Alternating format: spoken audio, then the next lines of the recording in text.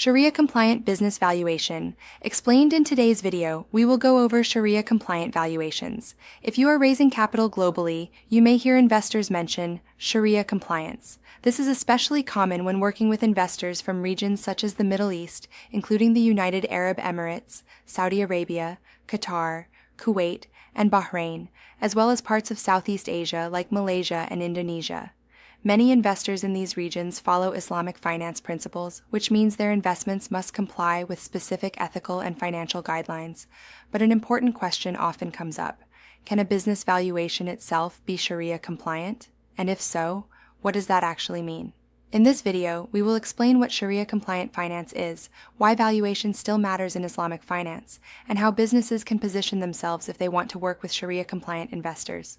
What is Sharia compliant finance? Sharia-compliant finance is based on principles derived from Islamic law that govern ethical financial transactions. These principles focus on fairness, transparency, and real economic activity. There are 4 core concepts that define Islamic finance. First is the prohibition of riba, which means interest. Traditional interest-based lending is not permitted. Instead, Islamic finance structures investments through profit sharing, asset-backed transactions, or leasing arrangements. Second is the avoidance of gharar, which refers to excessive uncertainty or ambiguity in contracts. Transactions must be transparent and clearly defined. Third is the prohibition of maysir, which refers to gambling or speculative activities. Investments should be based on real economic value rather than pure speculation. And fourth is the requirement that investments must be made in permissible industries. Businesses involved in alcohol, gambling, weapons manufacturing, adult entertainment, or certain financial activities are typically excluded. These principles create a financial system focused on ethical investment and shared risk. Why valuation still matters in Islamic finance?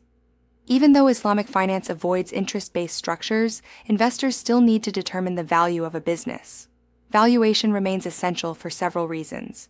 Investors need to know what percentage of the company they should receive in exchange for capital. They need to understand whether the investment opportunity offers a fair return relative to the risk.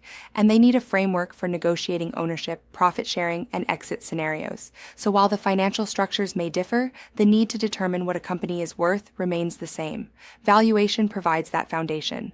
Are valuation methods different in Islamic finance? In most cases, the core valuation methods remain the same.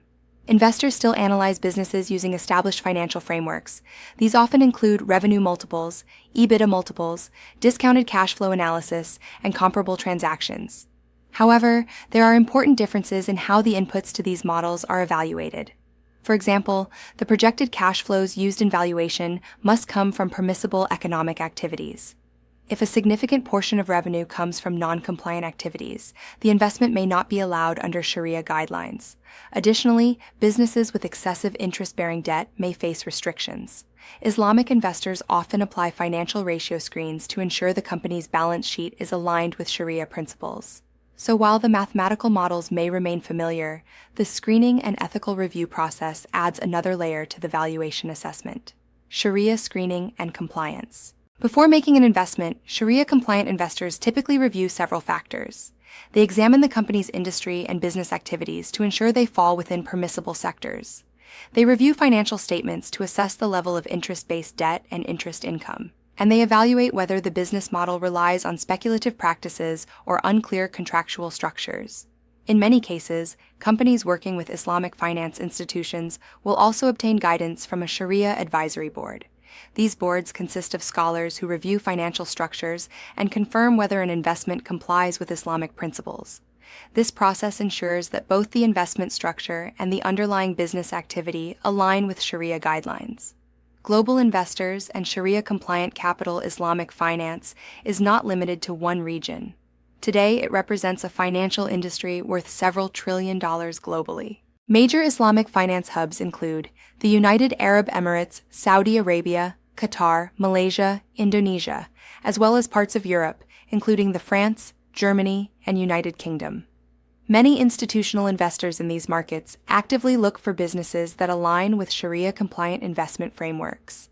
For founders seeking capital from these regions, it can be helpful to understand how Islamic investors evaluate businesses. This does not mean changing your company purely for marketing purposes, But if your business model already aligns with ethical, asset-based, and transparent financial principles, it may naturally be compatible with Islamic finance structures. Understanding these requirements can expand your potential investor base. Practical example. Imagine a technology company generating recurring subscription revenue from enterprise software. The company has low debt, transparent contracts, and operates in a permissible industry. From a Sharia perspective, this type of business model may be suitable for Islamic investment structures. Investors could then apply standard valuation techniques such as revenue multiples or discounted cash flow analysis, while ensuring the business activities and financial structure remain compliant. In contrast, a company heavily dependent on interest income or speculative financial trading would likely not qualify for Sharia-compliant investment. Key takeaway. Sharia-compliant valuation is not about inventing new financial mathematics. The underlying valuation tools remain the same. What changes is the ethical framework and financial screening applied to the business. Investors still analyze revenue, profitability, risk, and growth potential. But they also ensure the business operates within permissible industries, maintains appropriate financial ratios, and avoids interest-based structures. Understanding this framework can help founders communicate more effectively with Islamic investors and participate in a growing global capital market. Final thoughts. Sharia-compliant finance continues to expand globally, offering new opportunities for businesses seeking ethical and partnership-based investment. Valuation remains a central part of that process. It helps investors determine fair ownership structures, assess risk, and negotiate transactions with transparency. If you want to understand how your company might be valued using structured financial models, you can explore professional valuation tools at www.valuation4u.com. And if you found this explanation helpful, subscribe for more clear guidance on business valuation and financial strategy.